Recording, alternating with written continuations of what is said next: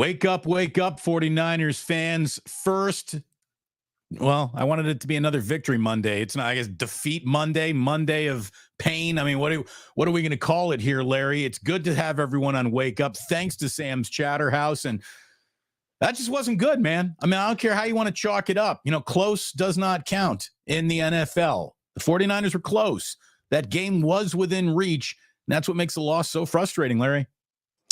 Well, there's all kinds of angles on this thing. I mean, one that I think has to be thrown out here is that whatever the 49er organization saved by absolutely having the knockdown, drag out, tough negotiations with all their great players, this is where it fucking burns you in week one. Where does it? I mean, week two. I mean, here in the first part of the year, you get burned. You get burned. Why? Because you wanted to get a better price on Ayuk. You couldn't handle your business on time like the rest of the other 31 teams in the league did. Your holdout didn't have to just go into the summer. It went into camp. Oh, it didn't just go into camp. It went all the way through camp. Oh, it didn't just go into the preseason. It went all the way through the preseason. Well, guess what? You may have saved a few bucks. Let's, give an extra seat at the table for the next potluck dinner around the Niner organization. But guess what? That's why they lost. That's part of the reason why they lost. I mean, Trent doesn't look like Trent yet. Ayuk doesn't look anything like Ayuk. Ayuk right now is just a guy. He looks like a guy running around. Receiver. He looks like a rookie wide receiver. And, to say whatever they saved, Larry, what did they save? Feels like they're paying Brandon Ayuk at the absolute premium. They had the same deal that they waited. They put in a month in front of him a month before he actually signed it. So I don't know if we can just clobber them, but the Trent Williams thing is ridiculous. And guess what? Trent Williams was not good yesterday. Not by his standards. He wasn't. So I think that you're right. I think that the offseason definitely reared its head more in week 2 than it did in week 1, which is a little bit surprising. But, blaming all the ink that was or wasn't on a contract, you really don't get to complain about your football loss when your team just basically does everything it needs to do to lose a football game. You can't say you didn't deserve to get it when you fail to execute on 4th and goal, on the way to being held to 17 points. You turn the ball over multiple times. You fail to get off the field on 3rd down. You fail to stay on the field on 3rd down. You get a punt blocked, and you give up 6 sacks. I mean, you just can't complain when you do that. You deserve to lose. Oh, you can complain. You can complain. No, I'm sure you can complain. You can complain. It's going to fall on deaf ears because you know what you did. You fucked it up.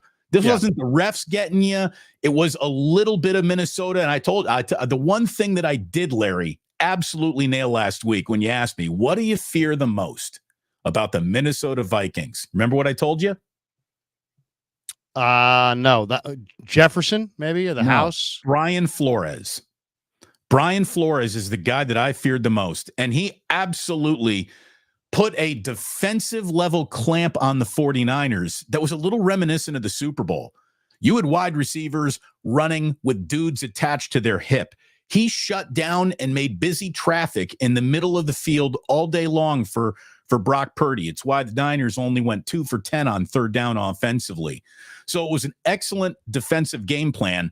And even through that, the 49ers still threw for 300 yards, had a running back go for 100 yards, and had a wide receiver go for under 100 or go for over 100 yards.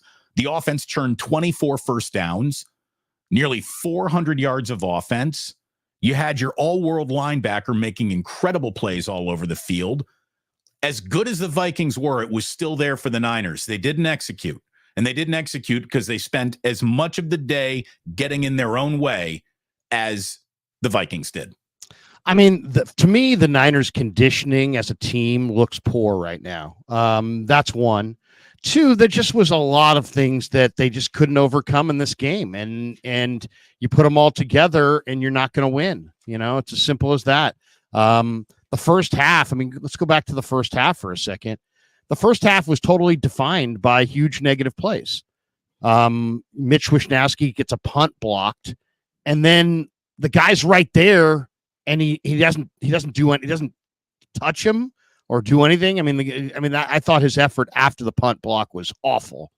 Then the Niners failed on 4th and goal from the 2 on a deflection on a pass from Purdy to Jennings that got tipped.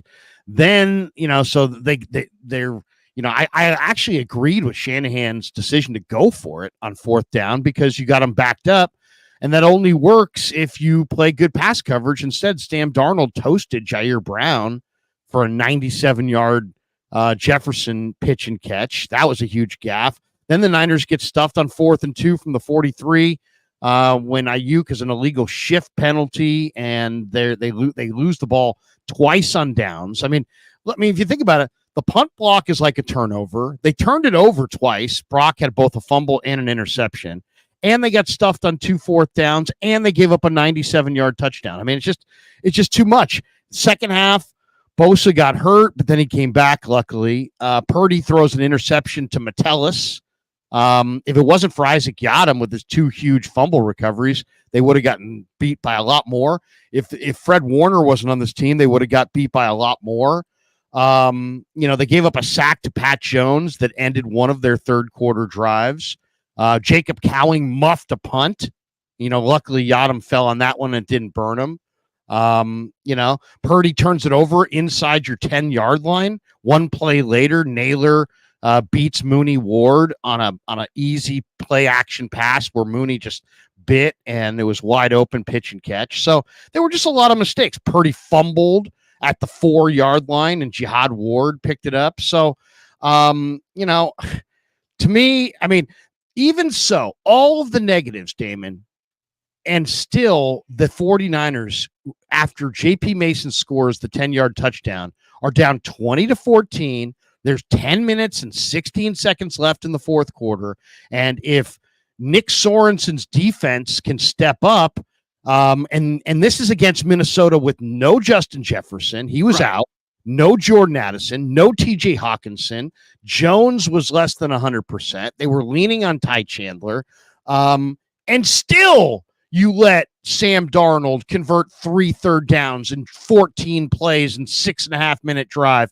And so Sorensen and the Niner defense, they've got something to answer for today. So, it's like, and then, the punt blocked. The Niners are a special teams freaking nightmare right now. So it was all 3 phases of the game loss. I'll tell you the one thing, Larry, and that's why I'm saying, like, there's nothing to complain about.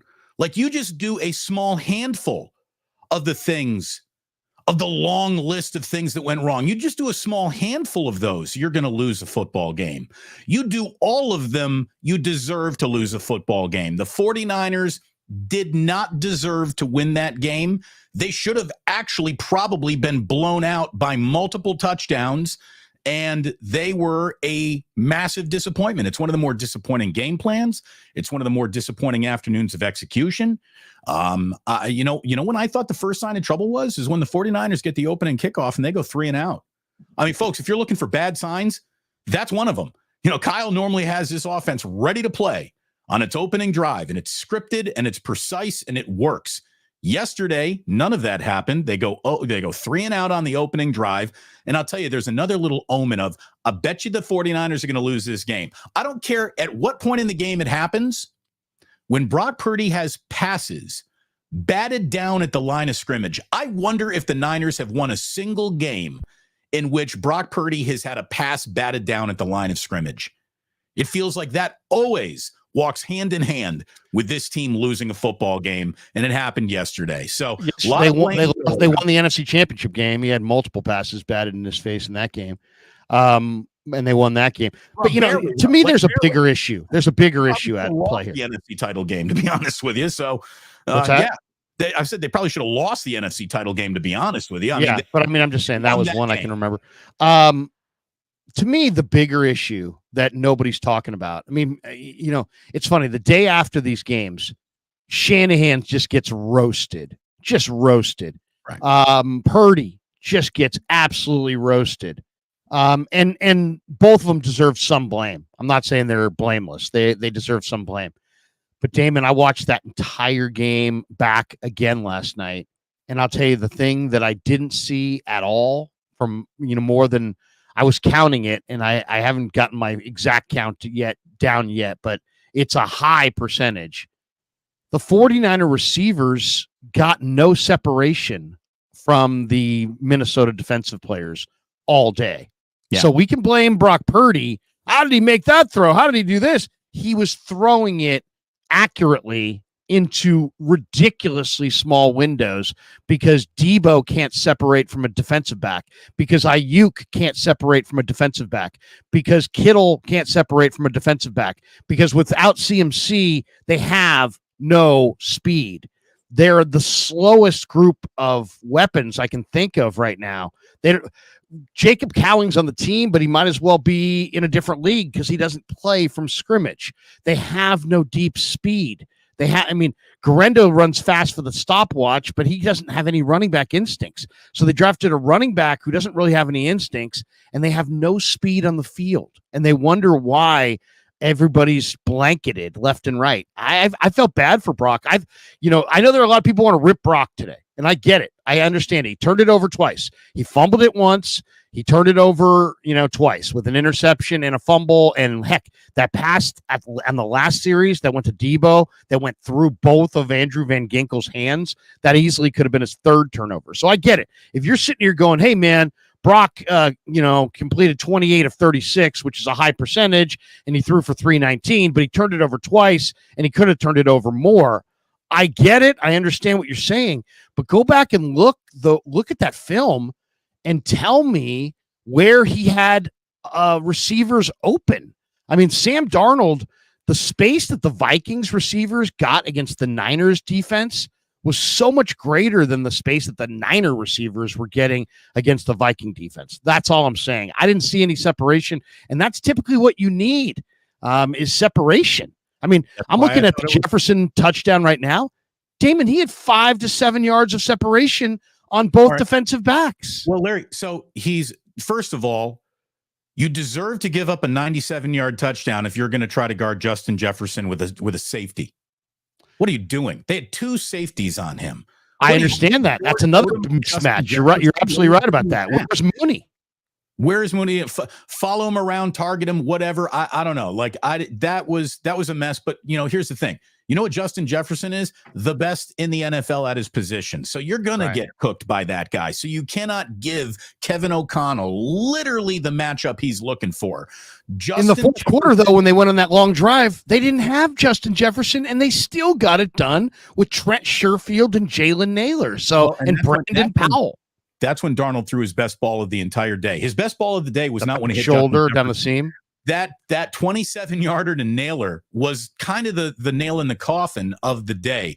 Look, since we're opening with straight up complaint department, let me just. It was a loss. I mean, I think we should. I mean, this is organic conversation. This is real, I think. Right.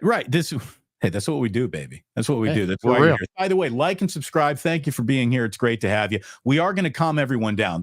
By the way, football clearly is not for everyone. I mean, the amount of people who are ready to flush the season after a 1-1 start is comically absurd. And shame on that sector of 49ers fans who is so easily rattled that they're ready to just walk away from the team after a loss in week 2. But I will say this. I do think Brock Purdy is catching too much heat. Shanahan historically has caught too much heat from this fan base. But what I do not understand, and what it is now time to officially bring up and press this team about in its press conferences, is there is not a single team in football. I don't think there's a single team, certainly in the NFL. I don't think there's a single team in college. And I'll take it even a step, get your shit together, 49ers, a step further. I don't know if there is a high school team in America who over an 8-year period has turned the concept of simply returning a punt or a kickoff into the biggest chore that the 49ers have turned it into. Why is the 49ers special teams kick and punt return the hardest fucking treasure to find in the Caribbean? For them, every single team in football solves their punt and kickoff return by turning to their least valuable wide receiver and say, hey, slapdick, you just do it. And nothing bad goes wrong. Nothing bad goes wrong when the least valuable wide receiver on your roster is on special teams. For the 49ers, it is a colossal, epic struggle with some titan of a boogeyman monster that they just cannot put down for a singular week in 8 fucking years of Kyle Shanahan. What is going on? What is going on? How is it for the San Francisco 49ers fielding a punt is the equivalent of summiting Mount Everest? Explain that to me. Well, they had every kind of punt returner they wanted this summer in camp. So if they didn't pick the right one, it's on them. But they had everything. They had everything they wanted. They had the sure-handed guy who's not that fast. They had the super fast little guy that's very fast, but he's a little guy. They went with him. Jacob Cowing. I think Jacob Cowing is going to be good over time. He had one of the worst muffed punts I've seen. Not only did he muff it, it hit him right in the chest, and it ricocheted so far away from him that I don't think he got a finger on it again until it got knocked around 3 or 4 more times. Was it Yadam that picked that one up, or did Cowing himself? Yadam got that one. Saved Cowing's bacon on that play. Yadam was huge in this game. Here's the thing. Brian Schneider, you've been the special teams coach since 2002. I ain't impressed. Like, if I had to argue why you he's not hired, I couldn't. What? No. Richard Hightower, you said he's been the special teams coach since 2002. Richard Hightower was the special teams coach just like a year ago. Whatever. Last year was his first year with the Niners. So he's in his first year? I'd fire him already. In his second year. He's in his second year. But he's been in the league for years with Seattle, and he was billed as the solution that, to their special teams, and they've changed it all out. They've changed out the coordinator. They've dedicated money to it. George Odom and others. They went a 3rd round kicker and a 4th round punter. I mean, you could make an argument the 49ers have poured the most resources of any team into special teams, and it has not worked. Kicking the ball. And I'm going to say this. 3rd round pick. They got a day, and I'll say this after the day they punt the ball. Punting the ball, kicking the ball is not the special teams problem. Catching the ball or running with it forward seems coverage. The coverage has been bad. The single biggest impossible to solve math equation where literally every other team in the NFL just doesn't even worry about it. Almost doesn't even worry about it. Like, it might not be an elite unit. We might not be getting great field position. We might not be getting great returns. But what we don't do is step on our own dicks to the point where we're constantly, let's have 7 different guys do it in the same game. It's like, get it right. It's like, I don't even care. I don't even want to hear about the details of your special teams plan. I really don't even care. Just stop screwing it up. Because right now you're losing games on special teams, and stop losing games. Debo takes it out of the end zone in a lackadaisical fashion. You get Renardo Green called for holding, so now you're 10 yards back. Then the very next play, you got Trent Williams getting called for a holding, and now you're sitting way back on your, you made bad starting field position even worse before you snap the ball. I don't understand why. You got super here from JP. He says special teams again is trash. Beat up in the trenches. Yeah, special teams is not good. And you don't deserve to complain about losing a football game when you get your ass kicked on the line of scrimmage. And where's Hargrave? Where was Collins? Where was the Niner defensive interior that should have dominated? I watched Dexter Lawrence and the New York Giants interior absolutely lay waste to Ed Ingram and Brandell and Garrett Bradbury in the opener, only to see, massive money Hargrave and free agent acquisition Collins just do relatively little. Those 2 guys on paper should have wrecked shop inside, crushed Sam Darnold in the A gap, and pressured him in his face all day long and didn't do any of it. They didn't do any of that. They got none of that done.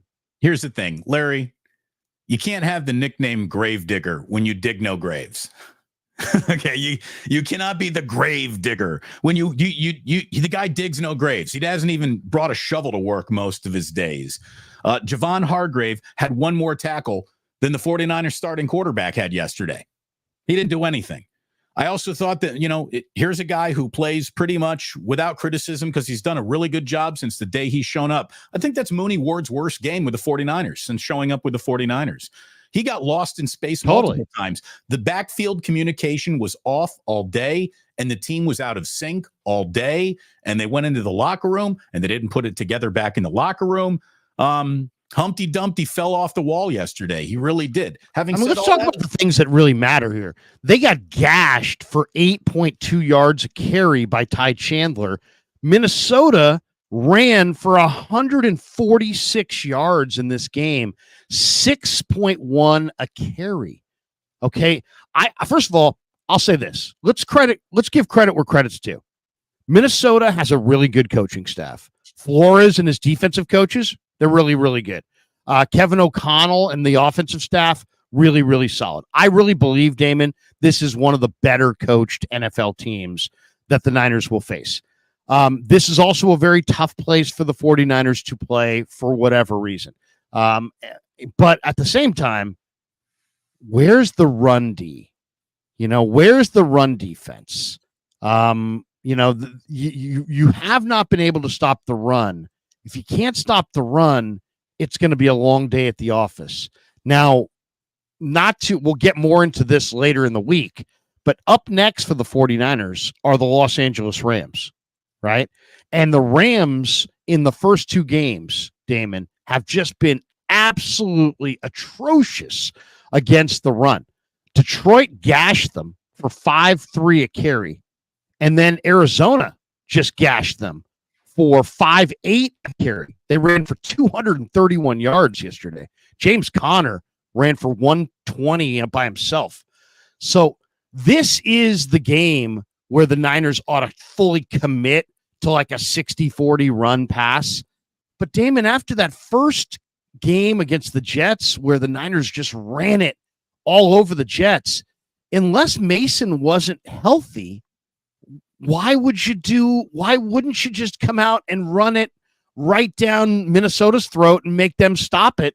Instead, you get a 100-yard day out of Mason. He still goes for 5 yards a carry, but you don't really commit to the run enough, and you wind up passing against a team that, obviously you couldn't block because you give up 6 sacks. So I guess I don't understand, when you have a running back that's working, you have a running game that's working, why would you then drop back and try to put the ball in the air when you can't? Your O-line doesn't pass block particularly well, and your receivers are not in midseason form, and they're not getting any separation.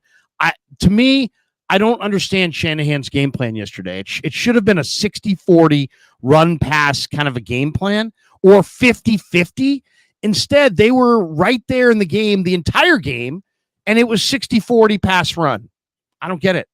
Another thing I don't get, and this is just like, Kyle, how can you be on many levels a running back, running game guru, and then take the guy that you drafted to be a part of this and just rob him of confidence, opportunity? And the Isaac Guerrero, you get 1 carry and then you get doghoused. Like, what is that? I don't understand. Why is Guerrero up before Patrick Taylor? Why is Patrick Taylor? I don't get that either. I didn't understand that. And let me just, one more thing, complaining about the running game. For Deebo Samuel, it's over as a runner. The NFL is so on Deebo Samuel coming out of the backfield that he doesn't do shit with it no more. I mean, the NFL is all over Deebo touching the ball out of the backfield. It is sneaking up on no one. And to use him as anything other than a decoy is to probably lose yards on a play right now. I mean, the league is just all over Kyle and the Deebo connection as a runner. At least Deebo had a good day catching the ball yesterday. I mean, he was there are 3 49ers that you can walk away and say, you did your job today. Deebo's one of them. Jordan Mason is one of them. And obviously, Fred Warner is the chief among them. Had Fred Warner not been able to play in that game, you are losing it by 2 more touchdowns. He was spectacular. Truly, truly an awesome Fred Warner game that will get lost in the sauce of the memory of this year. It was a disappointing day. It was a disappointing day because the Niners failed to do the things that we expect them to do well over and over again. And, Shanahan, if nothing, is consistent in the way he wins and in the way he loses. And it felt like this one just really kind of got away from them. And, they never led once. And that plays right into the Niners are great front runners. They're bad at coming from behind narrative, which really isn't a narrative as much as it is just, that's kind of who they are. Well, it's like Shanahan doesn't look the same as a play caller when he's calling the game when he's losing. He just doesn't. He looks impatient. He looks like he wants to get everything back all at once.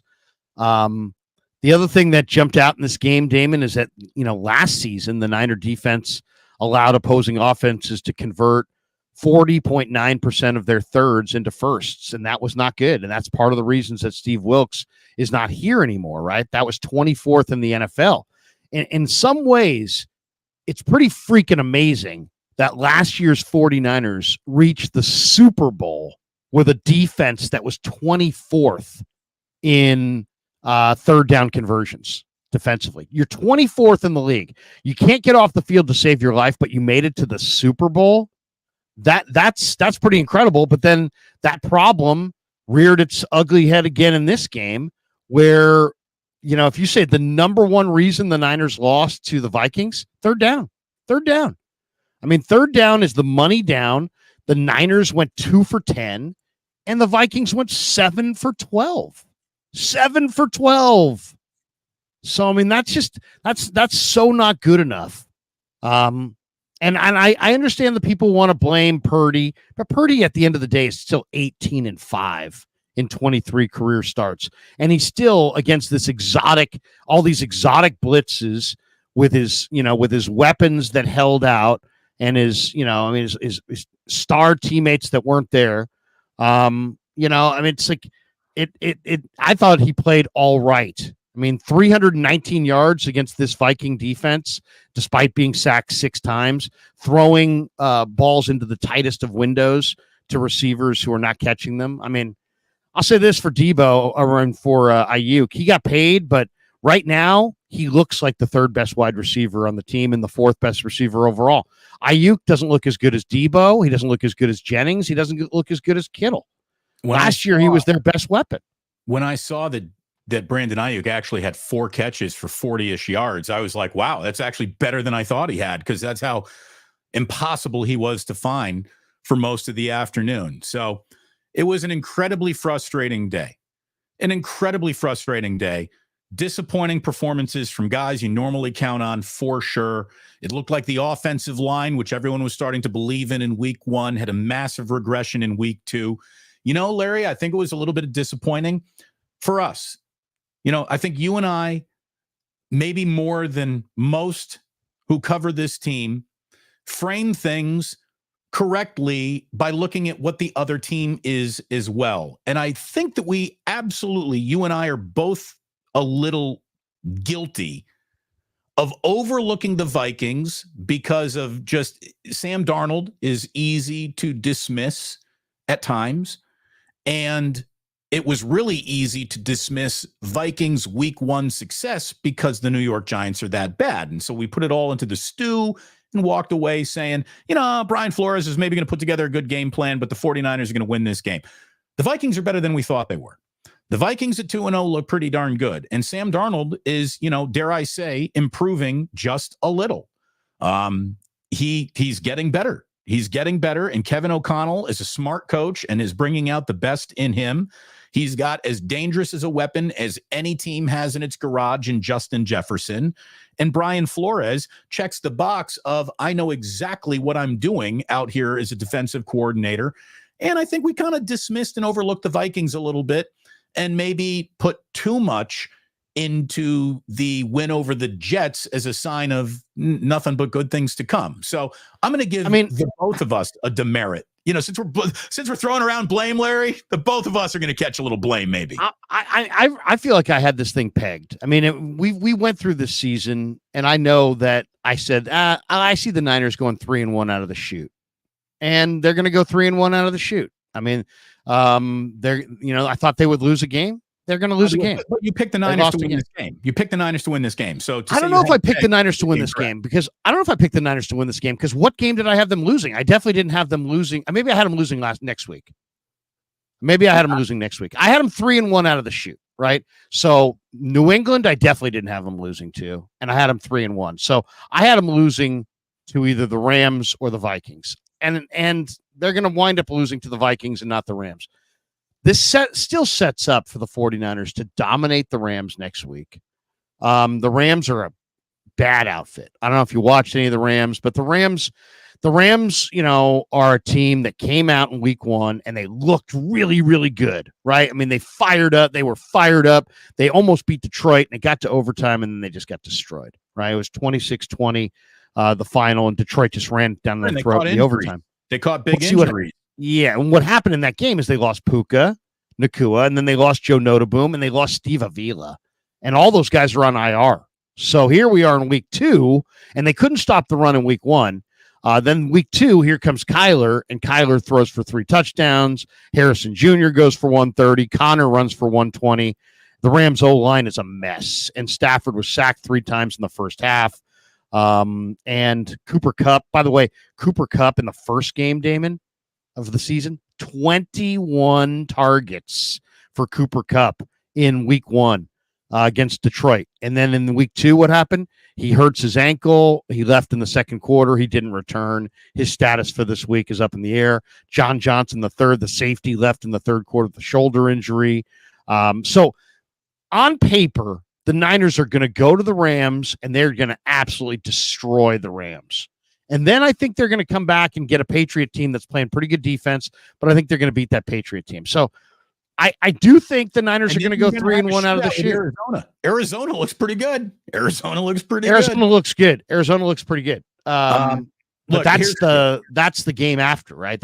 It goes Jets, Rams, or Jets, Vikings, Rams, Patriots. So in the first 4, I think they're still going to wind up going 3-1.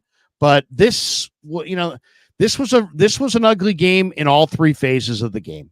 There's no question about that. And you heard Kittle say, without CMC, there's things that the Niners just can't do offensively. But it wasn't a great game by Purdy, but it was a 300-yard day.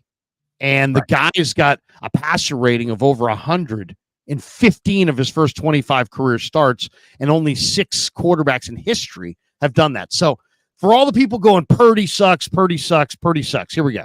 How about this one? Purdy is a dwarf with baby sweaty hands. I mean, it's this is what happens on a Niner Monday, is that people get crazy. It was an indefensible fumble. I mean, he wasn't touched. He just dropped the ball in a normal throwing motion.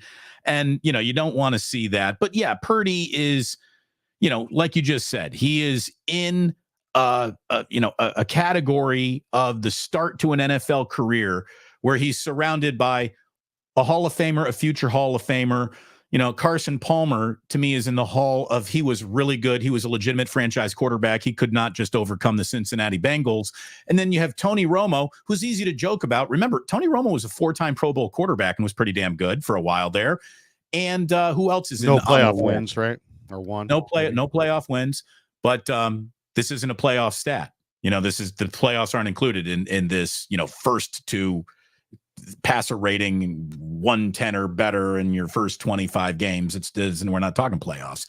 And who else is it? Oh, Dak Prescott, who, look, we'll say whatever you want about Dak Prescott. He's the highest paid player in the history of football. So he's obviously done something right along the way.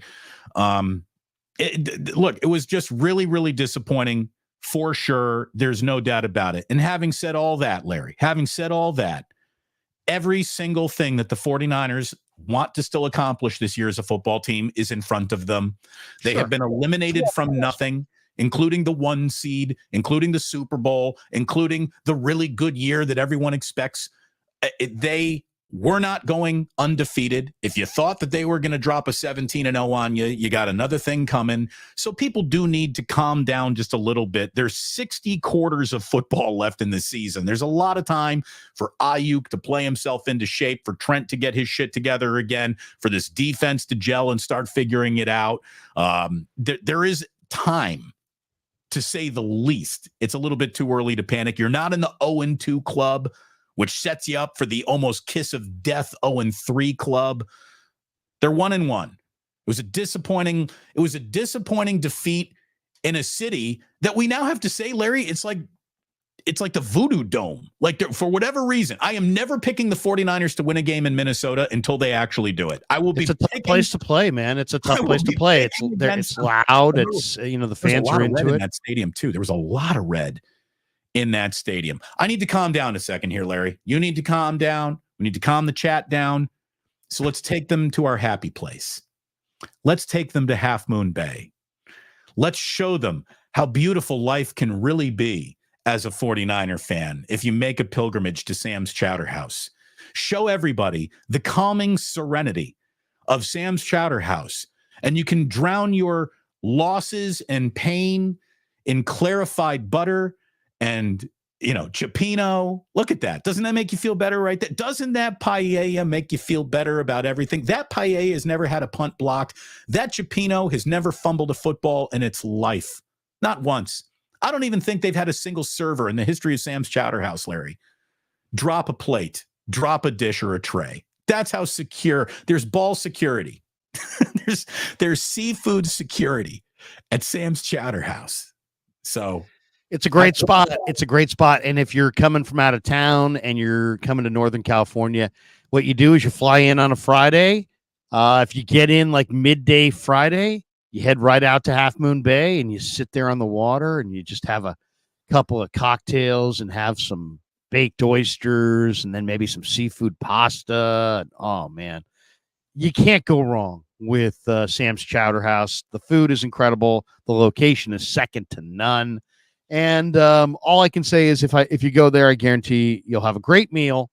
You'll have a great view of the California coast. You will have felt like you did something that was unique to California. And you'll take a bunch of pictures. You walk down onto the beach.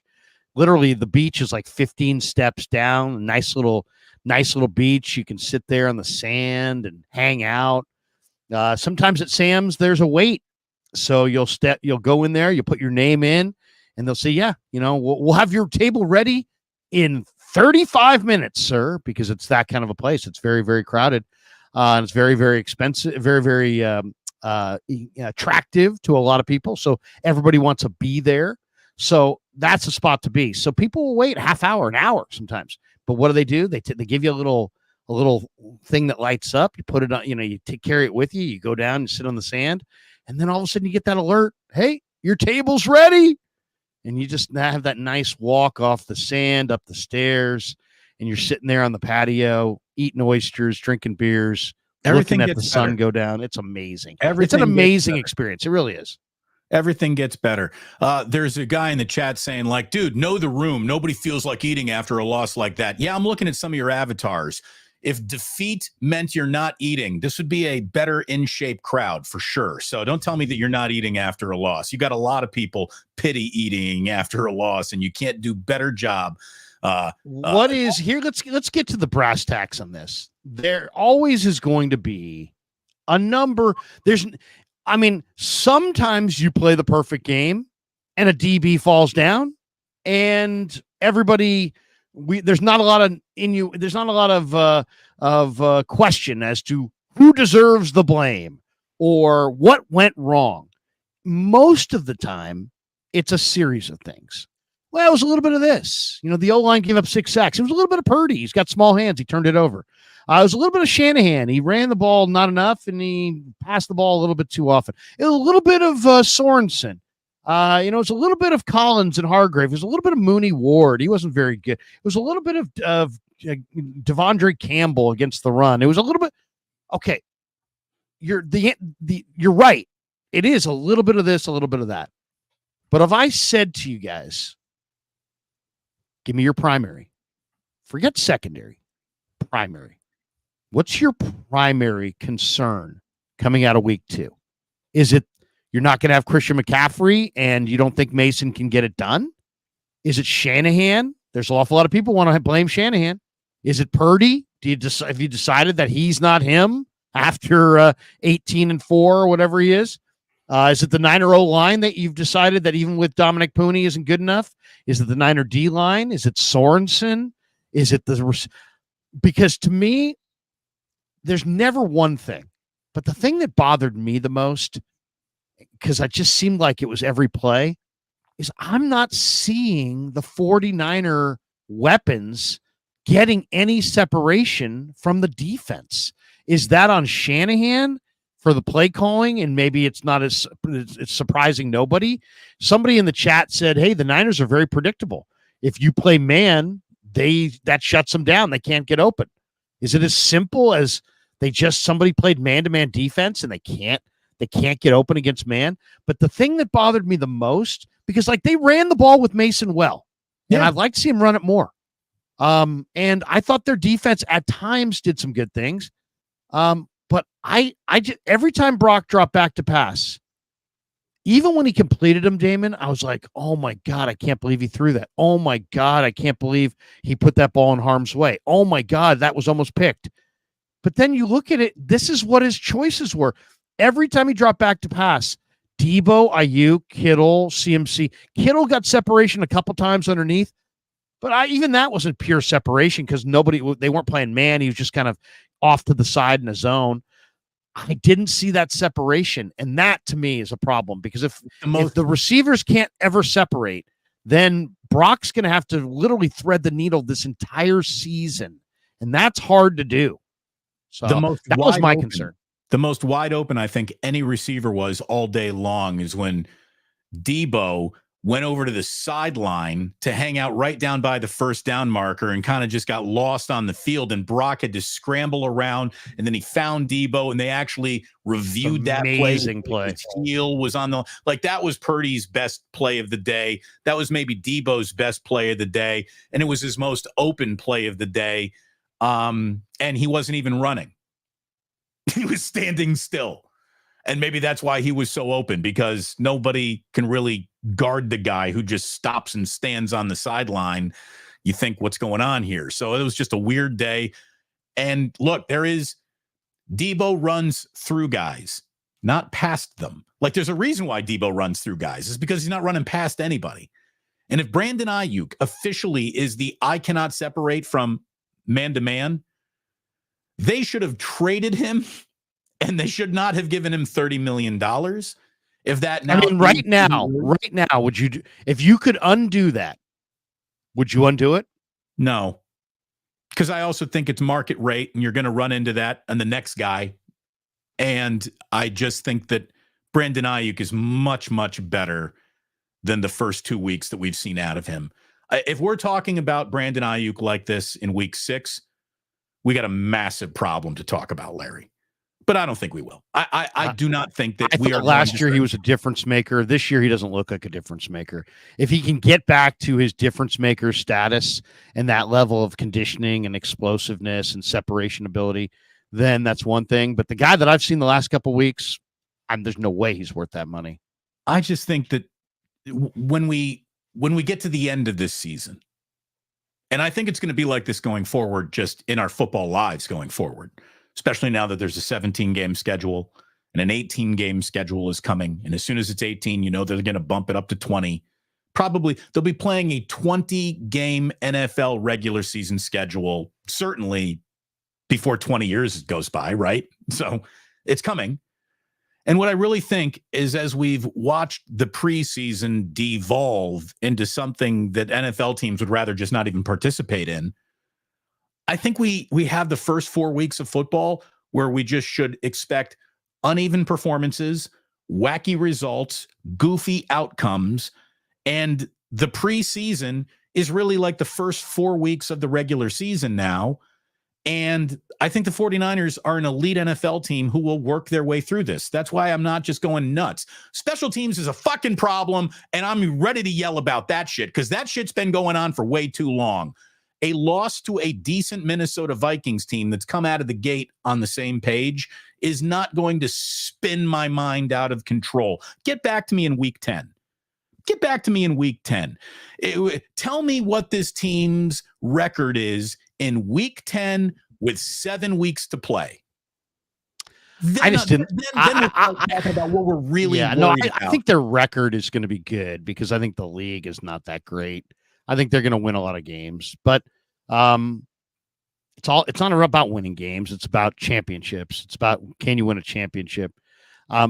There's all kinds of issues here. I mean, there really are. I mean, Jam 18 says no separation by the Niner receivers most of the time. That's what I saw. That bothered me. Dennis here says send the Jets a second-round pick for Hassan Reddick and Jeff Ulbrich. Ulbrich.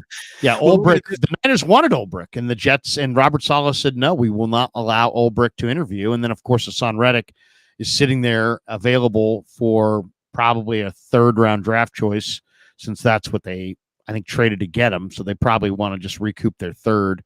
I don't know that I would do that. I would offer a fifth for Hassan Reddick, knowing that Hassan's going to need another month. Like, he won't even be really valuable to the Niners if they were to trade for him come week 8. He should be ready to go. You know, guys who hold out in training camp ain't your friend. Guys who have held out aren't going to step into the season just ready to go, hair slicked back. Come on, let's get them. It's just, it doesn't happen. We've seen it now. The elite of physical conditioning is Nick Bosa. Nick Bosa's holdout got him. Brandon Ayuk isn't in poor shape, but he's not in game shape, and that's obvious. So Hassan Reddick, even if he's been doing all the jumping jacks and calisthenics that you can possibly put into your own I'm in my backyard working out program, he ain't ready to play football anytime soon. If I were the 49ers and you do need defensive end help, I would call the Jets and I'd say, you know what, we'll offer you a 5th-round pick for Hassan Reddick right now, and he ain't going to play for you. So you might as well take it because you fucked it up. You fucked it up. Hassan Reddick, I don't think he's going to play for the Jets this year. No, he's not playing. He's not playing for the Jets, and which is amazing because he said he wanted a renegotiation, and it's like they never took the time. This is a malpractice move by Joe Douglas. Is probably going to wind up costing him his job. I'll tell you the other thing in this game that I really thought was a major part of the game. So second quarter, Damon, the Niners score on the Purdy to Kittle touchdown, right? It's a 5-play drive, 65 yards and 245. It's 10-7. And you're thinking, you know what? For all the negative things that have happened, everybody looks pretty good here. I mean, at this point in the game, Purdy's 13 of 18. He's thrown a touchdown. He's got a 116.4 rating. He's only been sacked once, and he has no turnovers. And Mason he had rushed at this point for 12 carries for 72 yards. So he had run for 6 yards a carry, and Purdy had been really good. And they're only down 3 on the road, and it's late second quarter. Okay, so they give the ball back to Minnesota for Minnesota's 5th possession. Minnesota gets it on the 30. Darnold immediately hits Naylor for 19-yard gain, right? So now it's 1st and 10, they're roughly midfield at their own 49. Bosa sacks Darnold. He beat Darisaw.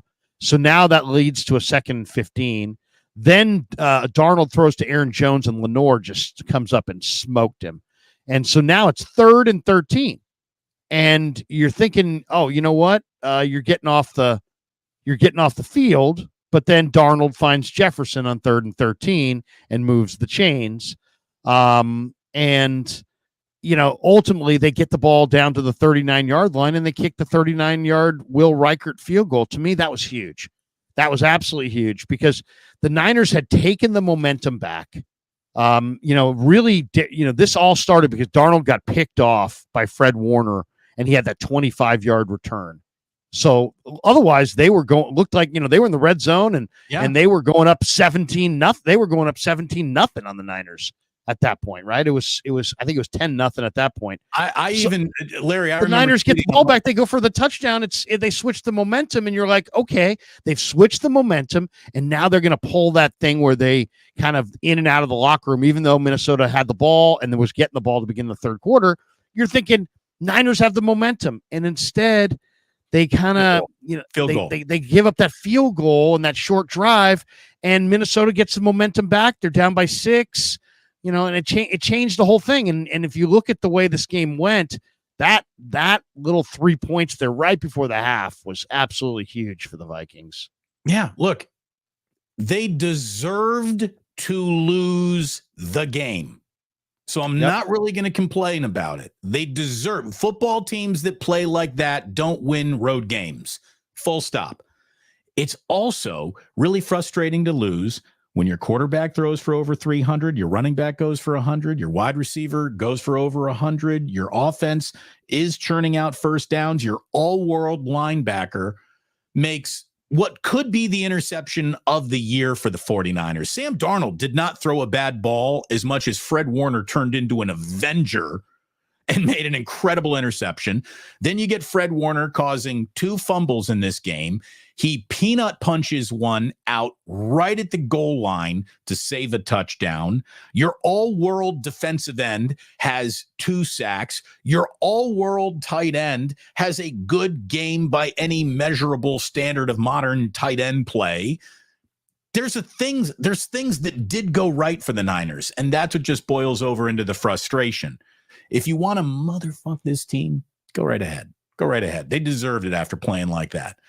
But I also am saying that you're probably motherfucking a team that is going to end up exactly where you want them to be at the end of the year. This was just a bad performance and a tough place for them to play.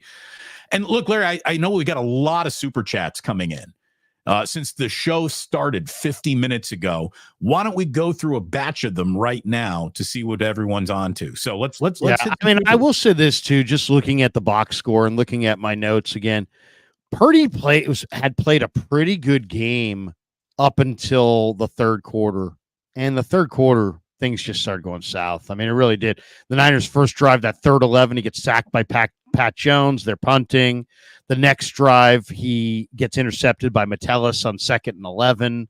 The next drive, Purdy's got that ball that he kind of throws and then pops out of his hand and Jihad Ward. So he fumbled. There's 3 series in a row there in the third quarter that he just really didn't look good.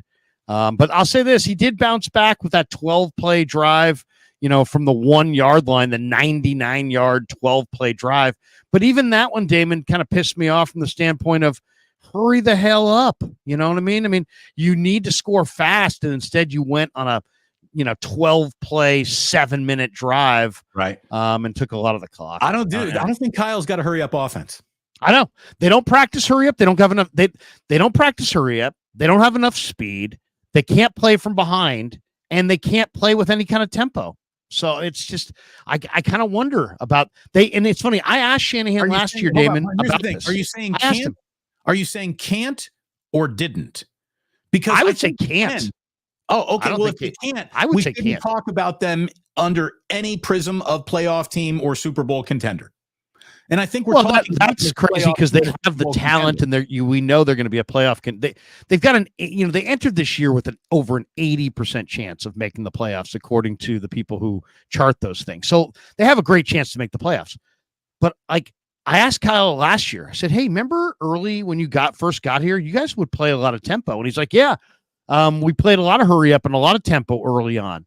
And I feel like that was his way of saying, if you don't have the guns, if you don't have the weapons, if you don't have the players, you play hurry up and gimmicky type things. He views it as a gimmick, I think, because now obviously hasn't done it recently and they've had a lot of good weapons. So, but I think there's a time to play tempo and there's a time to introduce tempo and different tempos, and it can impact the team. And I think Kevin O'Connell gave the Niners kind of a clinic yesterday on tempo, because right when they wanted to hurry it up, they hurried it up, and it benefited them. All right, let's go to the chats. The Postman in Capitola says 6 sacks of Purdy has me questioning the offensive line. Artemis says Soren Staley can't get Darnold off the field in the fourth quarter. Yeah, I mean, we can talk about Steve Wilkes all we want, but the Vikings converted 3 third downs on their final drive. And really own third down. Mike Baker, when we have an off day, we don't mess around. Yep, no question. It was a colossal fuck up. James Foster, what were people expecting? Did everyone forget how the game went against Flores and who's McConnell? I think he's meaning O'Connell, Kevin O'Connell. O'Connell, yeah. A very similar game both years. Well, Brock had his 2 turnovers. That's for sure. Last year you had Addison lighting them up. No Jefferson. This year you had no Addison, no Hawkinson, and Jefferson lit them up. Yeah. And then Jefferson wasn't even in the game in the second half, basically. How about that one moment? You have Justin Jefferson down for the Vikings and Nick Bosa down for the 49ers at the same time after the same play. That's like $500 million in NFL contracts laying on the field. Jordan the Bosa injury looked bad. But dude, I'm glad that he went back in the game. I was worried there for a second. Oh, my God. I thought the Bosa thing looked like it almost looked like he just got his entire foot and ankle just crushed. Yeah. And I didn't think that I thought he was maybe out for the year. I mean, I looked bad. If you had told me after watching the slow-mo replay, don't worry, he'd continue to play today, this isn't a high ankle sprain, I would have bet against that. That looked like a high ankle sprain at the least. So I looked like his Achilles and his back of his ankle just got all crushed. That looked bad. It looked bad. We'll see how he feels this week. Niners, Dale says Niners made 2024 Gilmore look like 2016 Gilmore. Yeah, exactly. Embarrassing. Our D is probably not as good as it looked playing the Jets, who clearly suck. By the way, I don't know. The Jets suck. They won. Didn't the Jets win? At the end of the game? How about at the end of the game? Van Ginkel nearly has the same pick that he had against Danny Dimes. I know. Well, Van Ginkel was a nice ad, by the way. Yeah. And that was a terrible call, by the way. It was awful. You know, my God, you're having your quarterback throw a smoke screen to a crowded space. I mean, seemed like there were other options there. I think that the age of Debo making plays from behind the line of scrimmage, either in the screen game or in the run game, probably in the rearview mirror. Because whenever Debo goes into, I might get the ball action, the entire defense is literally humping him. I mean, I just think it needs to be. I would disagree, but I just think it needs to be set up better. I mean, I hear what you're saying though, because it did not set it up well at all, and for the most part, they haven't set him up well in recent days. As far as they've gotten very little out of Debo as a runner or a receiver on these smoke screens and all these end arounds. And it's like, it's not, they're not setting it up right, or they're not, the defense is not honoring it if they're faking, but it just seems like they're always running into lots of bodies. Fuji Simeon 13, got to change up the juice box. I'm guessing Sunny Delight. Yeah. When in doubt, change it up. Yeah. Change it up. There's a lot of sugar in Sunny Delight. Zachary Kelway says Ayuk always disappeared in big games. Yeah, Ayuk got his bag. Let's see the production. Dale said Sam Darnold did look like Steve Young yesterday. Boys? Yeah. Sam Darnold played well. Sam Darnold, once again, this is another thing. It's like we learn lessons sometimes over here, but we don't apply them over here.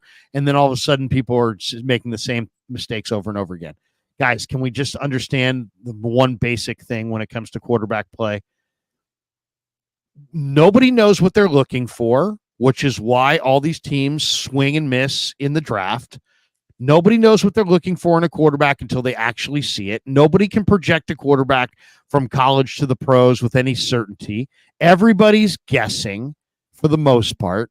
And that's just it. I mean, Sam, and when at first you don't succeed, let's stop ripping, we're way kinder on babies. Have you noticed that? We don't go to the John Muir Birthing Center and start heckling these kids. We don't. You're never going to amount to nothing. You're all wrapped up in that. You can't walk. You've never worked.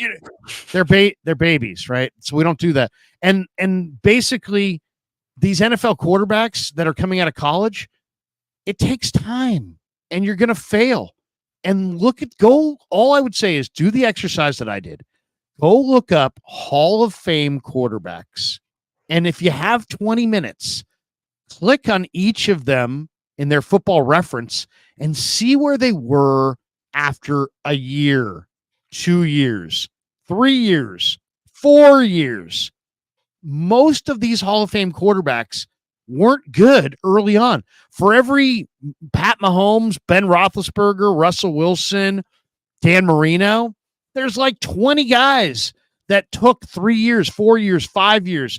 I could talk about it for an hour. All I'm saying is Sam Darnold, he was bad with the Jets, and immediately it's like, he sucks, and he always suck. Well, we all are we're all learning that that's not the case. Zach Wilson last year, he sucks, he'll always suck. He had a really good preseason this year for the Denver Broncos. There are quarterbacks that, believe it or not, Trey Lance sucks and he's always going to suck.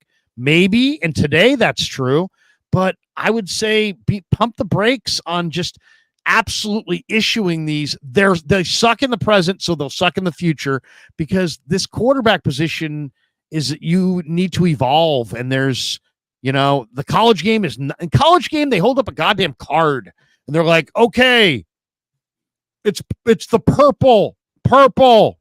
Right. In the NFL, the guy has to go to the line of scrimmage and spit out 27 words that ties in the protections, the route combinations, the play action, everything. So the level of complexity is so much different at the pro level.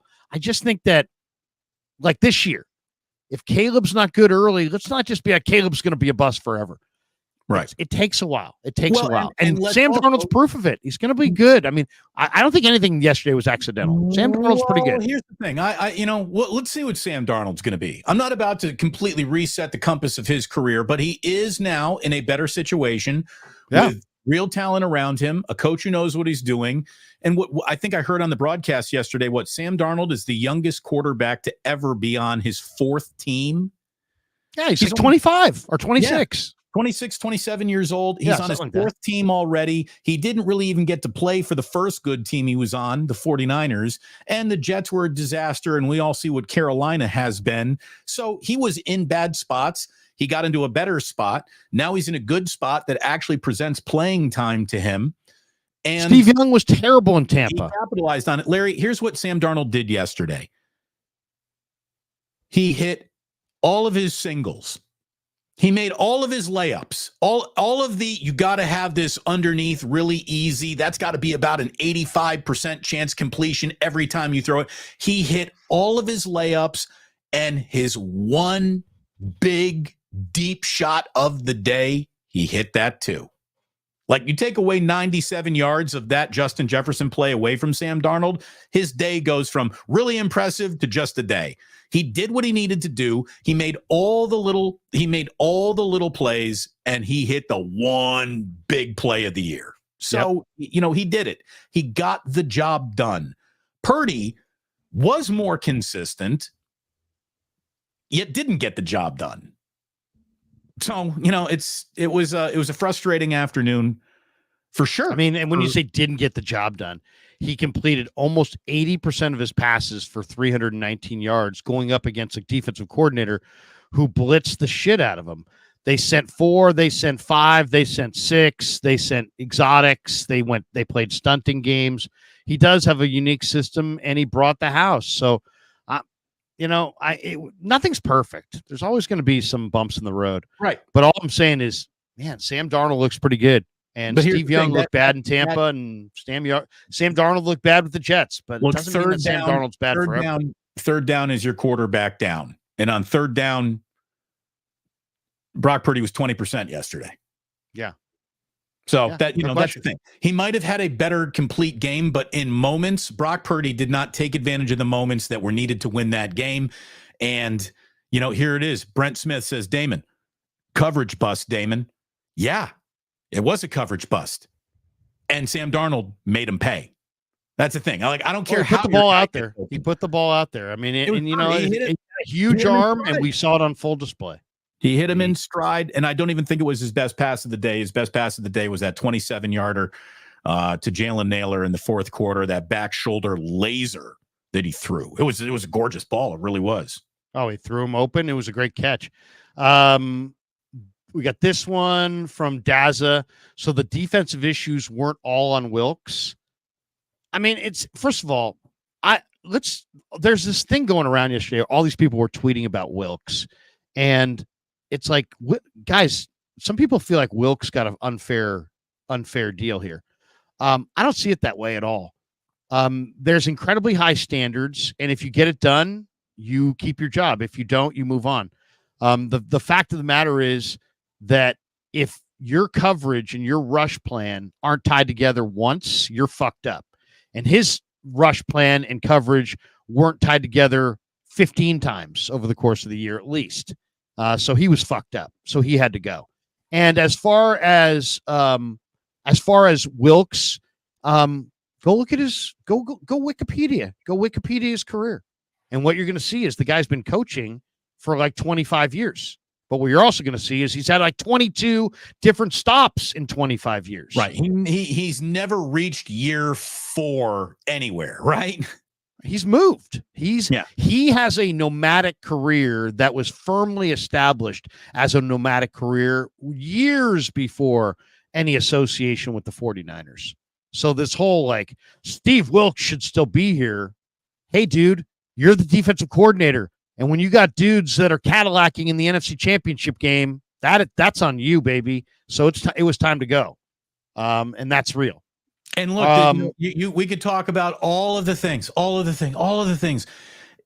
Jair Brown doesn't get caught flat-footed 2 weeks in a row, maybe the Niners win this game. You know, if Jair Brown doesn't bite on the Jefferson and doesn't get caught flat-footed, they what, maybe make a tackle of Justin somewhere around the 30-40 yard line, and he's not taking it to the house.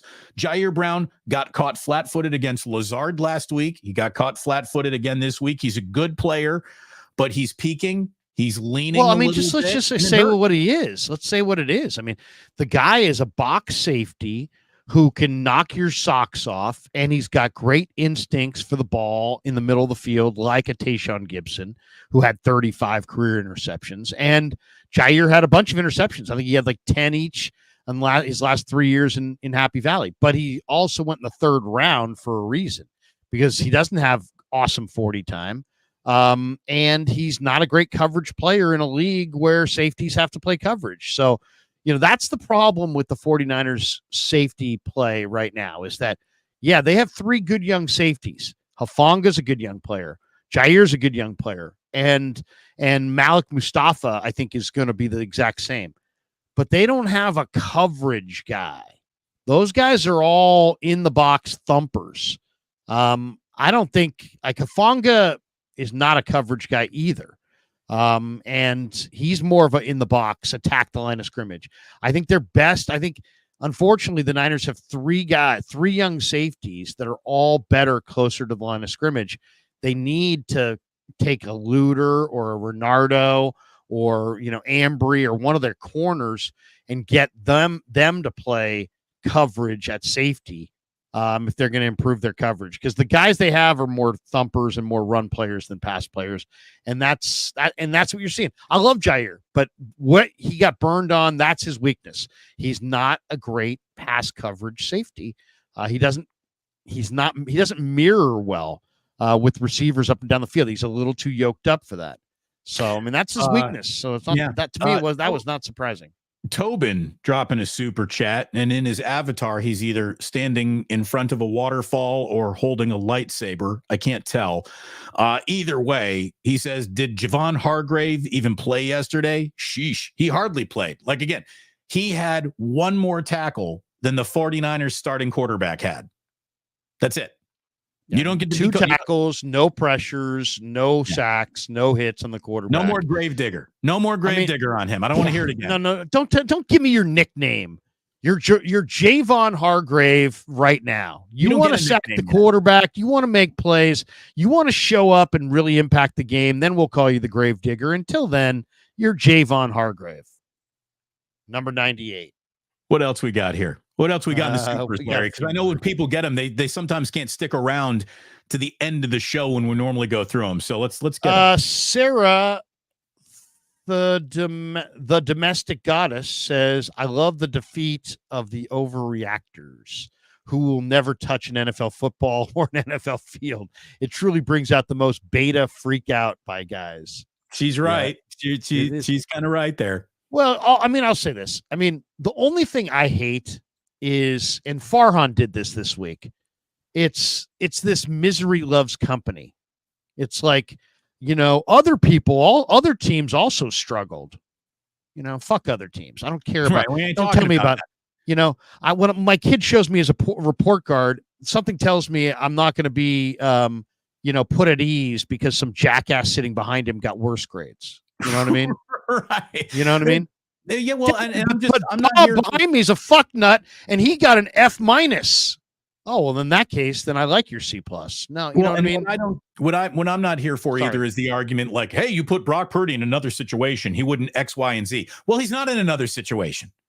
So I don't care about your mythical mental hurdle in another uniform in another city that you think he would have to overcome before you could confer anything on him. Brock Purdy is only a Niner. Yeah. He can only be a Niner. He can't operate in a system he hasn't been in. He can only be where he is. So to be fictitiously wanting Brock to clear a hurdle that is unavailable before you turn around and say, he's pretty good at this.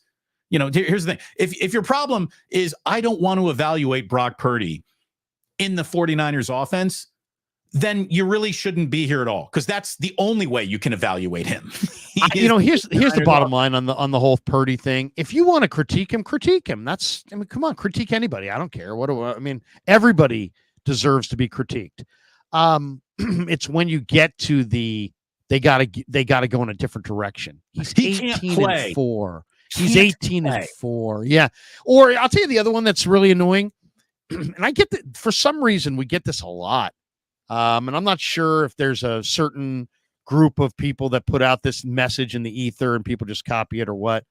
But why does it have to be like people who want to blame Shanahan and Brock get bent if you lay blame anywhere else? Like, it can't be on Hargrave and Collins and on Purdy and Shanahan. It's got to be Purdy and Shanahan or Collins and Hargrave. It's not an either or question. It's not like, well, take out your Scantron, and if it was Brock, darken the A. If it was Kyle, darken the B. It's not like that. It's all the fucking above. You know what I mean? Hargrave and Collins, also were non-factors in matchups where they should have dominated. They should have won. So don't tell me, as I'm telling you, that Collins and Hargrave sucked, that it's really Shanahan. It's like, it's both. I don't understand why it has to be one or the other. It literally could be both. And in this case, it is both. Look, the game plan was not great, nor was the performance of the players in the game. Kyle Shanahan might have had his 3 best plays completely eaten alive by 3 of the 6 sacks his quarterback took. You cannot get your quarterback sacked 6 times and say, well, this is all on the coach. At some point, the offensive linemen have to do their job. And by the way, here's the thing: the quarterback drops back to pass. A coach has called the play.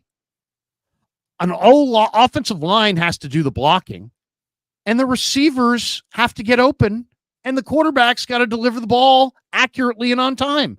All those things have to happen. So if any of them don't happen and the thing breaks down, it could break down for any number of reasons, and there could be any number of people to blame. But it just seems like it. The buck. I understand why everybody blames Shanahan, because the buck stops with him. He's the NFL. He's the head coach.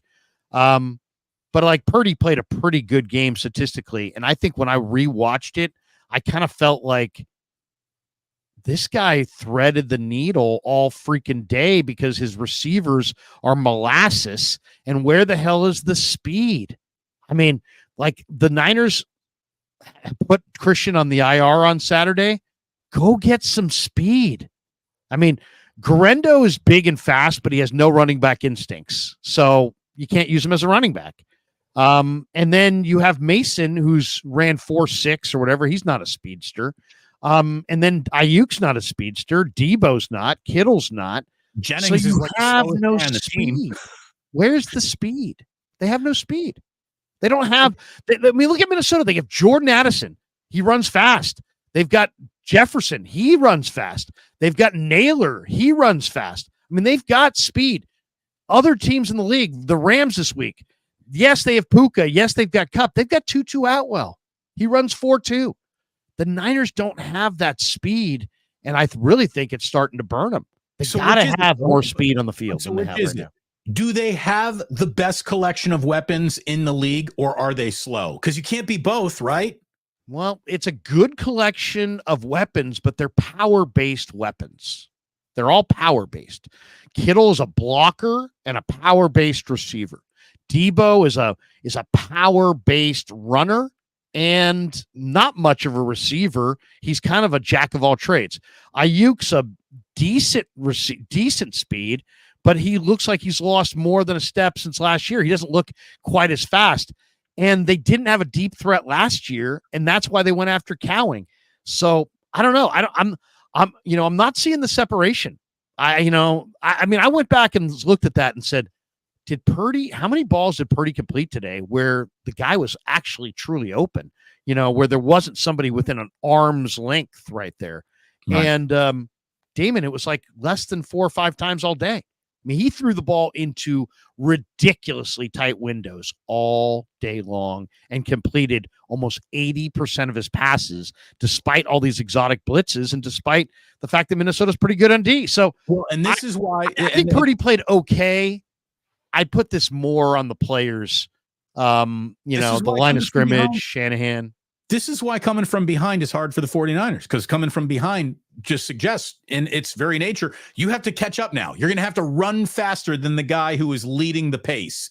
That's what coming from behind is. The 49ers, because they are a power football team, are really good front runners. They get a lead, they sit on it, they sit on you, they start beating you up at their pace. When they have to play at a different pace, when they have to play left-handed, they get into a little bit of trouble. And you saw that yesterday. Let's go back to the chats. Let's get through the rest of these. David E says, Larry, could you please ask Shanny why he waited so long to go no huddle? Where did Shanahan first go no huddle? Do we know? I'd have to go back and track that. It didn't feel like it happened. He should have come out of the locker room in a no huddle. Did he go no huddle on the drive that started at the 1? I would say no. I think they were huddling. I think they did not go no huddle until either the end of that drive, which was their 10th drive, early fourth quarter, or maybe not until after it was 23-14. And they got the Jake Moody on the final drive. Did they go no huddle on just the final drive, or would you say they went no huddle earlier in the fourth? I don't know. I'm going to check that. I'll check that out, and I will ask that question. Because depending on where you went. I wasn't allowed to rewatch the game. I haven't given the game a second watch yet. I was on kid duty as soon as that game ended. So no problem. Blood Moon says knowing Hassan Reddick will play out his contract with the Knowing Hassan will play out his contract with the Niners. That is interesting for a late push to trade a 5th, since Lynch does love those midseason trades. It's not about the pick. The Niners have the pick, and they're more than willing to move the pick. It's about how do you trade for a player who's demanding an extension that you have no interest in giving him and no ability to give him. That's the question. So I don't know that yes, I guess you could trade a 5th next year for him this year and then stonewall him when you trade for him and say, hey, by the way, I know you were holding out for an extension. We just traded for you. You're not getting the extension here either. But, hey, you may be able to win here. I mean, I don't know. I think you'd have to have some backroom dialogue with Hassan Reddick, or at least his agent, before because you can't trade for him and then have him not show up and then you look bad. I mean, right now, Joe Douglas looks bad. That would just switch to John Lynch if John Lynch injects himself without communicating what the deal is. Here's the thing. So Hassan Reddick isn't the ideal candidate given the holdout, but he is the best defensive end with the longest track record that could conceivably be available to you because of the situation in New York. So that's why he's being brought up. But you bring in a guy who wouldn't even be worth really putting out on the field for the first month, because we all see what holdouts do to guys, and that is now indisputable. You're going to hold out on a preseason. You're not going to hit the ground running. I don't care where you are, who you are, what team you play for. But you would have someone who is really good at the job starting around week 10, 11, 12. And by the way, week 12 sounds like it's late in the football season. You still got 5 more games after that, man. There's a lot of football still to be played. So who you are in September is not nearly as important as who you are in January. So that's what the Niners need to build towards. They need to tread water between now and go time. And it didn't even really be go time for them to the end of the season. So, by the way, for those people, my son has put out this tweet today. This is pretty interesting. He says, Brock Purdy through 2 weeks, passing yards, 550, first in the NFL. Completion percentage over expectation, 10.5%, second best in the NFL. Average completed air yards, 8.4 yards, third best in the NFL. Quarterback rating, 96.3, 10th best in the NFL. Purdy's look pretty good, despite the fact the Niners are 1-1. Right. It's easy to blame the guy who holds the ball the most, because if you don't understand how football plays, that's the easiest thing to criticize and blame. There's a lot more than Purdy's play that goes into yesterday's loss. Again, he did not have a great game. No, but he did not. He threw for 300 yards. Nathan McFadden says, Devondre Campbell was Cadillacing on big plays, need help. I didn't see that, but I'll be looking for that today. Angel Murillo, big fan, guys. Are any of you guys going to the Rams game? It would be an honor and a privilege to shotgun a beer pregame with you guys. Well, cheers. Dude, thank you very, very much. First of all, we love you. We love you. I don't know if we're going to go or not going to go. I hadn't really thought about that. I may want to talk to Kev about that, since his girl lives down in Southern Cal. So maybe we will try to go. Larry, I don't know. What are you going to say? The last thing I want to do is, have you ever been to SoFi? I don't want to blind anybody with my football sunshine on a day where it's a little cloudy.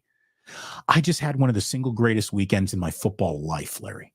I was at the Rose Bowl. My Hoosiers came out and played a game. At the end of the game, it did look a little hazy. I saw the picture of you and Act sitting in the stands, and I was looking over those San Gabriel Mountains from beyond the stadium, and it looked like it wasn't the great air quality day that we typically get. Like in I forget the Rose Bowl is played in January, so you have a much more crisp kind of, you know what I'm saying? It's like the air quality was. So there's a fire going on there, but they didn't have the Santa Ana winds blowing the fire in. The ocean winds were blowing the smoke out. It looked a little hazy. Didn't even smell a hint of smoke that wasn't coming off the barbecue. What an awesome place the Rose Bowl is. Yeah. Cool. What a great tailgate that they had for, Indiana Alumni Association out on the golf course. I mean, they've been throwing football games at the stadium for a long time. They know what they are doing, and it was incredible. And then again, Indiana came out and played a football game I am completely unfamiliar with. I don't even know what it looks like for Indiana to dominate a Big Ten opponent on the road. I don't know if we can really call UCLA. What was the final score? 42-13. Wow.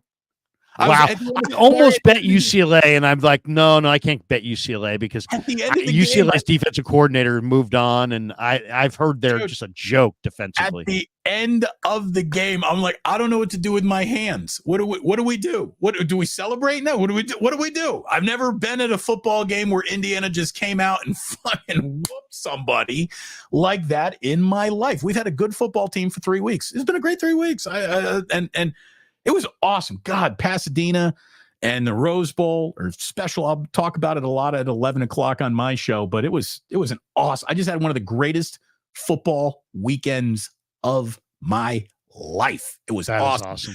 And then for the 49ers to come in here and just kind of like ruin it a little. Screw that, man. Well, you know what? It was a good weekend. I took, I did the KMBR show Saturday at 10, did my stream Saturday morning. And then I watched some college ball. I watched A&M beat Florida. And then I took Kev and my son, Ben, and his buddy, Vinny, and we all went to Cal San Diego State. So that was kind of cool. A night game in Berkeley. ACC Pac-12 matchup. Damon, I've never seen a football game more fucking ruined by the officials than this game. I swear to you, in the first half alone, over 20 penalties. In the first half alone. Yeah, that's the terrible. game started at 7 and ended at like 11:20. I've never been to a game where it was like, this is the most ridiculous pace I've ever seen in my life. I mean, San Diego State, and they're not very good. Cal beat them Cal's defense pretty much owned them. But I mean, 20 penalties in the first half. I went to the box score after the game, and I couldn't find the box score. I still have yet to look up the number of penalties for both teams combined in that game, but it had to be over 30 penalties in the game. Indiana got called for targeting twice, had 2 players ejected, had at least 2 different third down sacks, get roughing the passer call. Like, officials did everything they could. That game was on NBC to make a third quarter happen. And UCLA was just absolutely outclassed physically by Indiana. I couldn't believe it was amazing. So not even the refs could ruin my day at the Rose Bowl, Larry. It was freaking perfect. And the boys, they enjoy it? The boys enjoy it? Or, I mean, you brought both of them, right? Oh, no. I left the kids at home. You left the kids at home. Buddies. Yeah, no, I didn't know. You don't try to have a fun day at a football game with a 3-year-old. Okay. I wasn't sure. Big Money Music says, please address my last question, Mr. Krueger. And I'm Big Money, since you sent that at 20. I don't know. I'm looking for it right now. I'm sure it's here. We're getting so many texts. Oh, God. I think we just got to say, Big Money, make sure you wrap up your question in the super chat. Don't drop the super chat. Say, go backwards in time and find my shit. I know. See, with I don't see it, Big Money. Big Money, why don't you do us this? I'll go to the new comments right now. Big Money, why don't you type in the question that you asked before that you want us to answer that we never saw. Thanks for the super chat. We want to get to it we do appreciate your super chat, but we will address your last question. I'll say this: your last question most definitely was not a super chat. So we're getting so many chats here that we didn't see it. So this is what you do: you just go to the bottom and Big Money Music. Just type in your question again, and we will absolutely read it. But that's all of our super chats. We got a bunch there today. Hey, thank you. We get this one from Monty saying, Larry, how about Brock telling Flores your scheme is crazy good? I saw that too. I didn't love that, but whatever. It's that's his way of just saying, hey, respect. Go ahead and hit like and subscribe on both channels. It is awesome to have you here on a day where there's a lot of Niners anxiety. I got to reiterate, there's a lot of football season left. There's an awful lot of runway still before this plane really takes off. And it can still reach every destination that we talked about it reaching. So if you are such a pearl-clutching, uninformed fan that you are ready to jump off the bandwagon, please jump off and don't come back. Like, seriously. Like, it's week 2. It's week. Well, I mean, it's great to have passion. It's great to love your team. You're not going to win all the games, and this, I mean, I don't. To me, that exercise that we do, Damon, every year when the schedule comes out, we're like, they're going to win here, they're going to lose there, they're going to win here, but they're probably going to lose there. Okay, so we do that, and it seems like a bunch of garbage. But you know what it actually does? It kind of makes you realize that, hey, guess what? The Niners, in all the years of Niner football, have never run the table and won all the games. So you have to project losses. So it kind of makes you go, okay, it's not about who's the best team. So the Chiefs will beat them. They're better than the Niners. Okay, but there's one team like that. The rest of the teams, are the Niners going to go 16-1? No. Does anybody think they're going 16-1? No. So you have to kind of look at their schedule and project. And I looked at, I went month by month, and I just said 3-1 in the first month. They get the Jets, they get the Vikings on the road, they get the Rams on the road, they get Arizona at home. I know they're going to beat Arizona at home, but they're probably going to lose one of those. I'll go 3-1 in September. And even though it's like, which game are they going to lose? I don't know. I think maybe they might lose to the Rams. It's a week-to-week thing. So, like, the Rams this week are totally decimated by injuries. And the Niners, that could have been this week. The Vikings could have been totally decimated by injuries.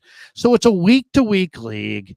You're going to lose some games. And I think even though that schedule exercise seems so tedious, in a lot of ways, it kind of makes you go, well, they're not going to win all these games. Which one are they going to lose? Okay, they're going to lose here. They're going to lose some game they shouldn't lose. Okay, I'll have them lose to the Bears. I'll have them lose to the Rams. You know what I'm saying? So I think I had them getting swept by the Rams. So I think I had them going 3-1 in the first month, beating the Vikings, beating the Jets, beating the Cardinals, losing at the Rams. I think they're going to still wind up going 3-1. I really do. I think they'll beat the Patriots, and I think they'll beat the Rams in LA. And I think after 4 games, they're going to be 3-1. So. Look, they're 1-1. 1-1 is a fine place to be after 2 weeks of football. You fear 0-2. 0-2 is what you don't want to be, because 0-2 sets you up for the kiss o death, which is 0-3. Since the NFL playoffs expanded to 14 teams in 2020, 32 franchises have started the season 0-2, and only 2 of those 32 teams, Cincinnati in 2022 and Houston last year, actually made the playoffs. So you're not 0-2. And if you're not 0-2, you can't be 0-3. And since the Super Bowl began in 1966, 6 teams have ever overcome an 0-3 start to reach the playoffs. So the Niners are not in the you're historically fucked portion of their year yet. Not even close. So calm down. They're a good team. Lots of football to play. Beatable team on the horizon in a place whose stadium you will have more fans in than the home team. So just relax a little bit. By the way, Sarah coming in with a super chat saying, Damon, I'm going to call you the beta buster. I love it. Thank you, Sarah, the domestic goddess. Yeah, I'm not here for pearl clutching fans in week 2. I'm not. I got no power. By the way, in that Cal game, there's a difference between I'm angry and I'm uninformed and just got here and don't know football. It's week 2. Calm down. And no one gives a okay. There's a lot of people. Come on. There's a lot of people who love to park their rig at the corner of angst and angst. And if it's, when the Niners win a ton of games. So when they lose, you got to be like, oh my God, the sky is falling. So that's just the way it is. By the way, there were 27 penalties in Cal San Diego State for 233 yards. 27 penalties. I mean, it fucking ruined the game. It was awful. Yep. Herbie Holland says, guys, I just think a better defense wins. Stop someone. Yeah, look, they got beat on third down. They didn't stay on the field on third down, and they couldn't get off the field on third down. Dave Lombardi said, small sample sizes do allow for extreme numbers, but the 49ers third down conversion in this game was minus 38%. They only converted third down at 20%, while the defense allowed the Vikings to convert their third downs at 58%. So you do the difference there, and the aggregate is minus 38%. Last year, the worst number in the NFL was the Jets at minus 11.5. They got a defense that got off the field on third down, but they didn't have an offense that could stay on the field on third down. San Francisco was exceptionally bad on Sunday on the money down.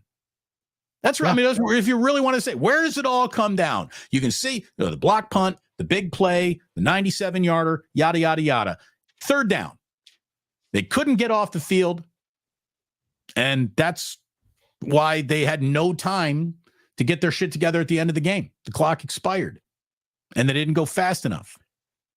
And yet, then you say, okay, so third down. Now, it's easy to say quarterback down, but you have to go watch the film. And what did it show? That first third down, Purdy threw incomplete. I put down bad decision. If you look at the play, the defenders are all over the receiver. But that was kind of what he was, charged with all afternoon. I mean, that's really, that's just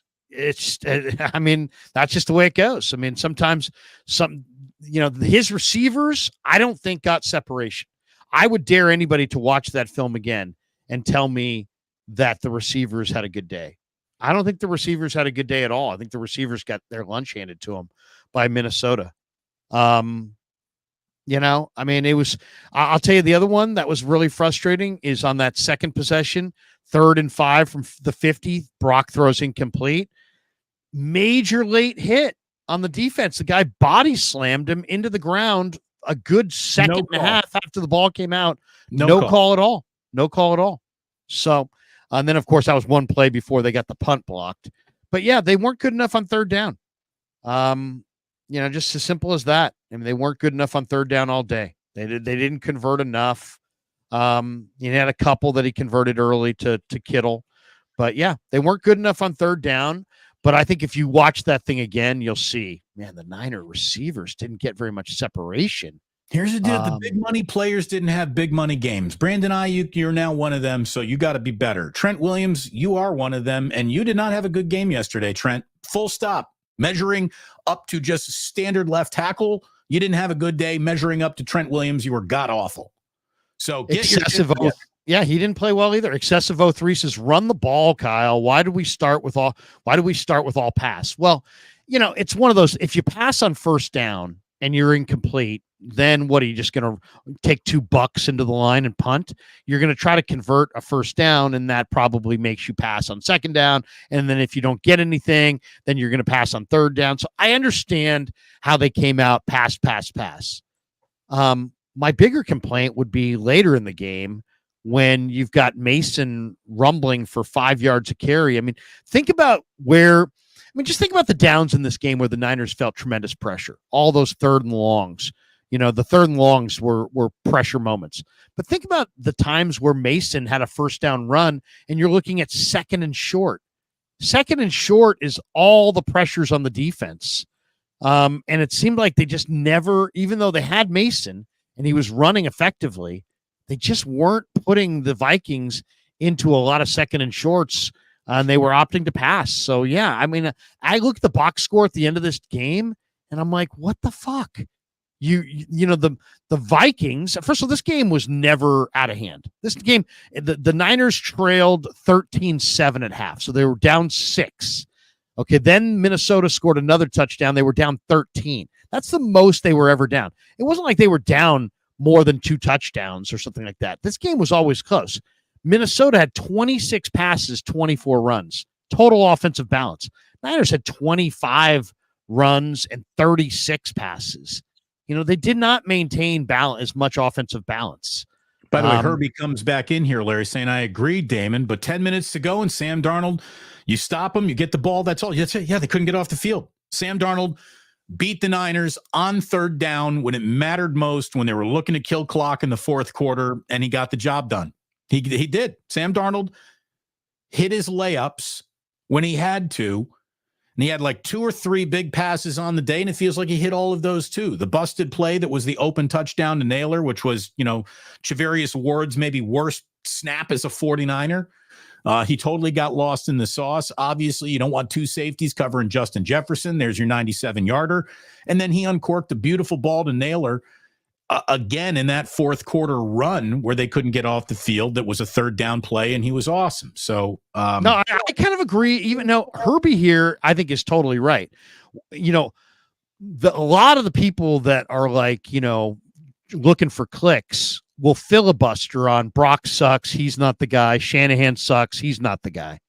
The reality is, the 49er defense, the key play in this game was the Vikings' 10th drive. The Niners had just scored on the JP Mason 10-yard run to cap a 12-play 99-yard drive with four runs, 8 passes.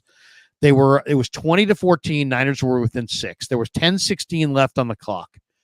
Aaron Jones comes out on 1st down. He gets stuffed. Jair Brown smokes him. It's 2nd and 8. 2nd and 8. Darnold runs for 1 yard, and Fred Warner had just this awesome hit on Darnold. He actually was a forced fumble, but the ball went out of bounds. So now they're sitting at 3rd and 7 on their own 33-yard line with right around 9 minutes to play, 9.5 minutes to play. And Darnold goes to Brandon Powell, wide fucking open, 11 yards. And it was Ward and Yadam poor communication. They both chose the wrong. There was two guys there. They both went with one guy. Leaving the receiver Powell wide open. That was a busted play. That was the biggest third down in the game. You've cut the lead to 6. You've got them in a 3rd and 7 at the beginning of the drive. They don't have Jefferson. They don't have Addison. They don't have Hawkinson. They really don't have Jones at 100%. They're leaning on all kinds of backups and donkeys, and you can't cover, you can't tackle Ty Chandler. You can't cover Jalen Naylor. You can't cover Brandon Powell. So it's not about Jefferson and all these stars. Your defense couldn't step up when you needed to. If they got the 3rd and 7 stop right there, they're getting the ball back with like 8 minutes left, down 6, with a chance to score a touchdown to win it. They ultimately did score a field goal because they needed the 2 scores after the Will Reichert field goal, made it 23-17 or 23-14. But I mean, that was the game right there. That 3rd and 7 from the 33, and they were like borderline non-competitive on that play. I mean, it was a bad communication. So, I mean, Fred Warner said it best. He goes, you know what? In the post game, he's like, there was just too few many, hey man, my bad. Yeah. You know what? My bad works once. After that, get fucking accountable and make plays. You either do or you don't, and they didn't, and they lost. Brandon, so enough of the my bads and get better. Brandon, simple as that. Super chat. Thanks for the super chat. Vikings ran the Matt LaFleur offense. I don't know about that. They ran the Kevin O'Connell offense, and he knows what he's doing. Look, you brought up Fred Warner. I'm glad you did, because he was exceptional yesterday. Fred Warner, he didn't have very many my bads. He's fantastic. He had a really good game. Bosa, all things considered, I think had a pretty good game yesterday. But they were beaten in moments they couldn't be beaten. And David Bosa was the only guy on their defensive front that had a game. Where the fuck was Leonard Floyd? Where the hell was Hargrave? Where the hell was Collins? Where the hell was Yatir Gross-Matos? Nick Bosa is not a defensive line. Nick Bosa is a defensive end. Yeah. Look, if going 2-0 were easy, there'd be more than 4 2-0 teams in the NFC right now, right? By the way, of all the 2-0 teams, Seahawks, Bucks, Saints, and Vikings, I guarantee you that there's only 1, maybe 2 of them that actually go to the playoffs. I don't think the Seahawks are going to be a playoff team. I don't know if the Saints are going to be a playoff team. They're off to a great start, but I don't think they're going to be a playoff team. Vikings, we'll see. Bucks, maybe.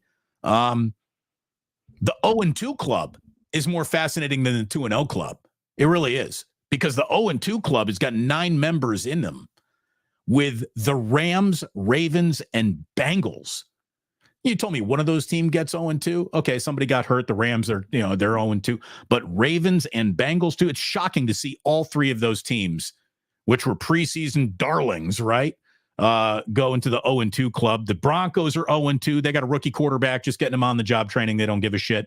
The Giants, the Colts, the Jaguars, the Titans. No one's surprised to see any of them in the 0-2 club. And the Panthers are the freaking club VIPs. Like, they've officially built the worst team in football.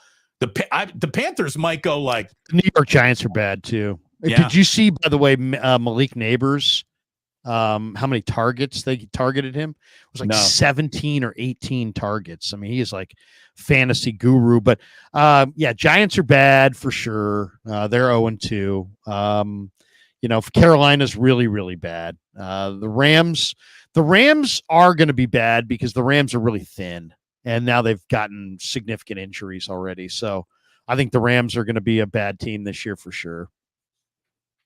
So, yeah, I mean, and then of the 2-0 group, I mean, Seattle with their new head coach, Mike McDonald, they're 2-0. New Orleans is not just 2-0, but they're plus 62 in point differential. Tampa with Baker Mayfield's off to a 2-0 start. They look good. Vikings are off to a 2-0 start with Darnold. There's some interesting teams. Chargers and Harbaugh 2-0. Chiefs were not impressive yesterday, but they got a win over Cincinnati. But I saw Isaiah Pacheco is going to go on IR, so that's a huge blow. Houston last night was not very impressive, but they beat the Bears at home, so they're 2-0. And way, shockingly, the Steelers are 2-0, and Buffalo's 2-0. And Allen hasn't played well. Yeah, speaking of not impressive, all rookie quarterbacks. How about this? I saw this from OptaStats. Rookies have thrown a combined 196 passes through 2 weeks without a single touchdown pass. It's the most consecutive pass attempts by rookies to begin an NFL season in NFL history without a touchdown. And by the way, it's almost like rookie quarterbacks have to. I mean, there's such a tiny percentage of them succeed, and most of them fail. And then it's about, are you going to be a bust, or can you get off the canvas after you've failed? So it's tough to play quarterback in the NFL. The layers of complexity, all the extra film study.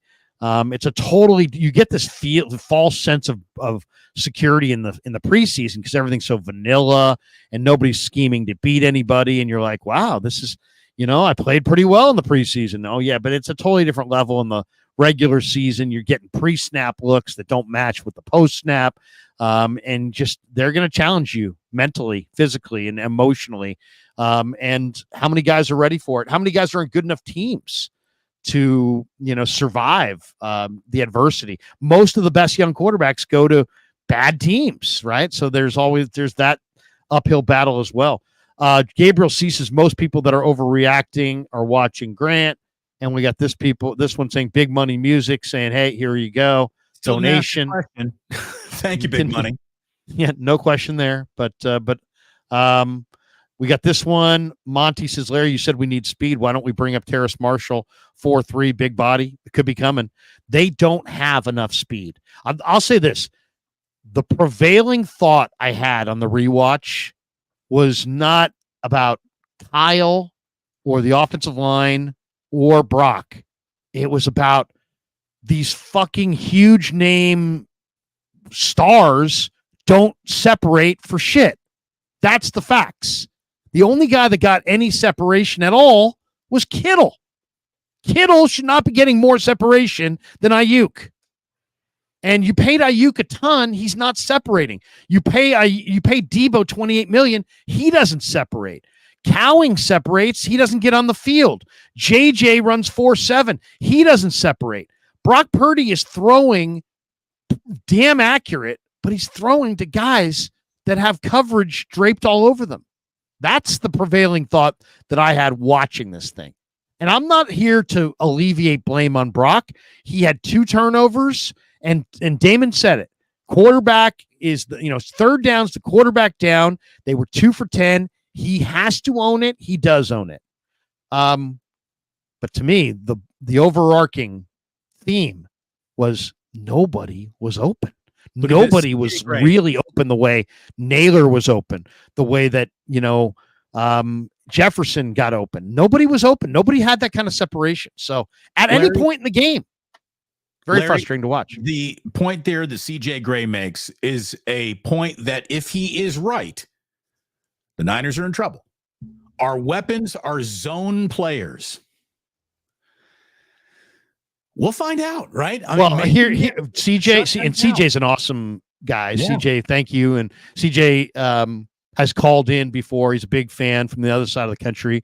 So CJ, good to see you in here. I would say this. If a team is going to play as much man as teams tend to throw at the Niners from time to time, you got to run.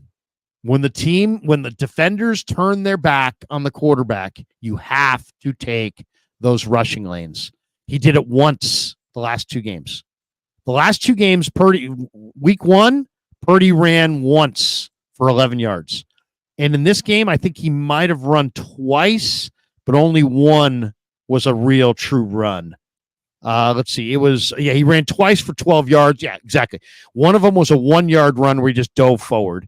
That was the one where he got back to the line of scrimmage, and he dove, and you're like, oh, he got back to the line of scrimmage. They actually gave him a yard there. He had an 11-yard run against the Jets. He had an 11-yard run yesterday against the Vikings. When you look at how much man they played, he probably should have mixed in at least 3 or 4 more runs. If they're going to play man, they're going to turn their head. You got to run when the lanes are there. I just moved back the start of my 11 to 11:15 from my YouTube channel. Anyone who's coming over to watch the 11 o'clock show, we're going to start at 11:15 because there's one more thing we got to get to right here. Because apparently Big Money's question, and this is Bazi Mayan who has figured it out for us. Big Money Muzak's question was something like, shouldn't Kyle have gone for the 3 points before the half instead of going for the touchdown? I think he could have done that at the end of the game too, where you needed time left on the clock because you had already blown through all 3 of your timeouts. I thought as soon as they had gotten into Moody field goal range, kick it.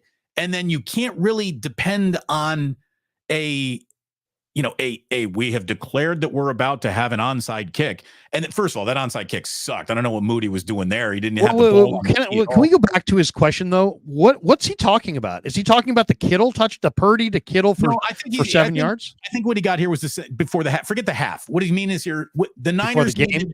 The Niners needed the Niners had a 2-possession game at the end of the game. At the end of the game. At the end of the game, they had a 2-possession game, and they spent so much time looking for the touchdown that they probably should have gotten in the field goal range. I see what you're saying. You're saying what he's saying is that last drive for the Niners. Why are you talking over me all show? Why are you talking over me? I'm trying to explain it to. It's. They wanted you shut the fuck up. You just fucking go from one thing to the next. You fucking you paragraph. You give an opinion. You give a soliloquy. You go to the next point. This is supposed to be a back and forth conversation. Go ahead. I mean, come on, seriously, dude. I got 1,400 people in here, and you've talked. I would say 75% of the time. Oh no, I don't think so. But anyway, dude, you're pounding coffee and you're super souped up on caffeine and you've talked endlessly. Go ahead. I won't interrupt you anymore. I just thought it was a mistake at the end of the game. Maybe not the critical mistake, but you needed that 2-minute warning. You needed the time. You were out of timeouts. So yeah, maybe playing the field goal first, then coming back for the touchdown would have given you a chance to get the ball back. And they didn't get that chance. I mean, on that last drive, they started at the 38. Okay, so they kicked the field goal on 2nd and goal and it was a 31-yard field goal. They got to the 30. They got to the 28. Let's see, 1, 2, 3, 4, 5 plays before they kicked the field goal. So yeah, they ran 5 more plays. If they had gotten to the 28, if they wanted the field goal, they were going for the touchdown, but they needed 2 scores. But yeah, I mean, they wasted 5 plays. They wasted 5 plays of time, however much time that took, where they could have just got down to the 28, kicked the field goal, and that was it. But instead, they went Purdy to Debo, then they went Purdy to Ayuk, they went to Purdy to Debo, and then they kicked the field goal.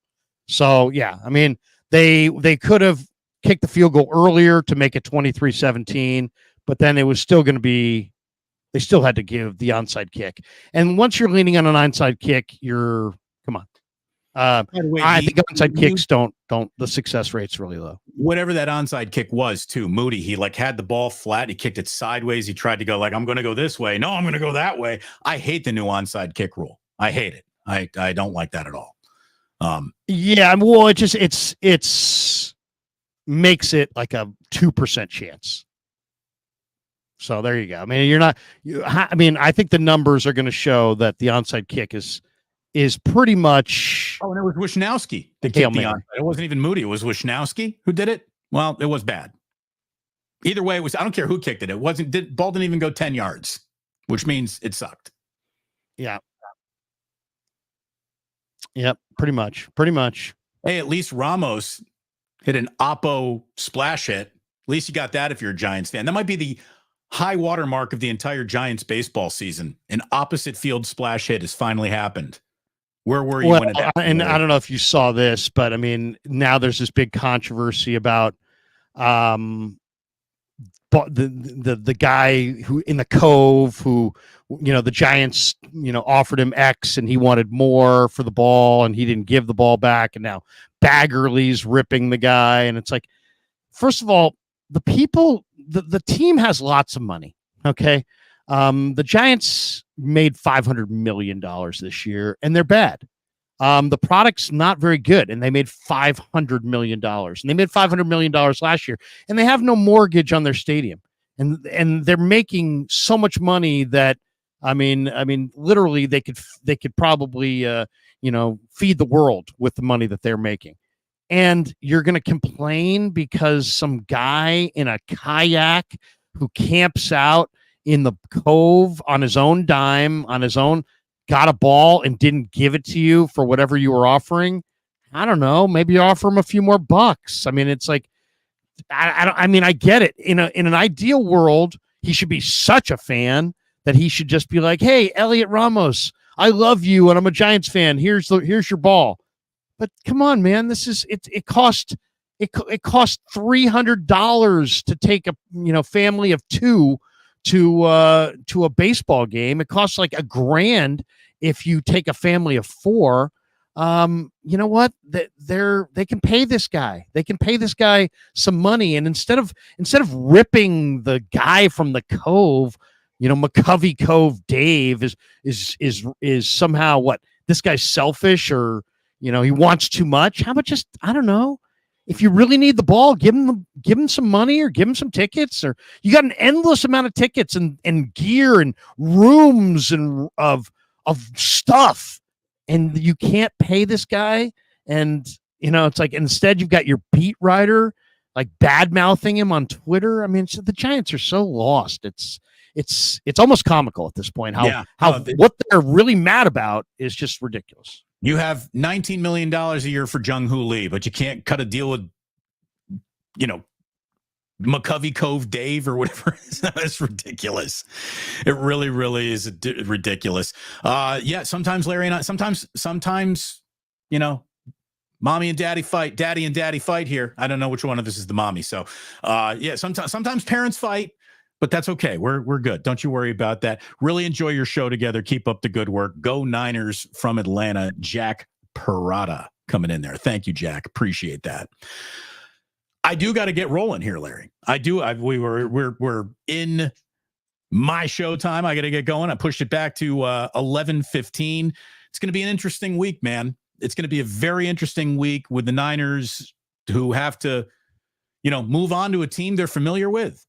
Very familiar with, and they should have a winnable game, as winnable a road game in front of them this week, given the Rams start and who they are, is they're going to find. So didn't take long, but week 3 is upon us, and taking care of business is now the job for the Niners, and lots of football season left, man. Lots of football season left. Do you think the McCaffrey situation is going to be what drowns the year? I think they can get through it. I really do. I think they can get through it. If he can come back healthy and ready to go by the Chiefs game, I think this team can still be fine. If he's not, they're in trouble. Well, I mean, I don't know. I mean, it's an Achilles, and I would say that probably you're not going to see him for a while. I don't think I would play him until, I would. If you're winning, it's all about winning games. If you're winning games, roll with what you got. Roll with Mason, roll with Taylor, roll with Garendo, maybe pick up another running back off the street, maybe trade for one. But I would try to not pretend he's not there. Pretend he's not there for at least 6-7 weeks.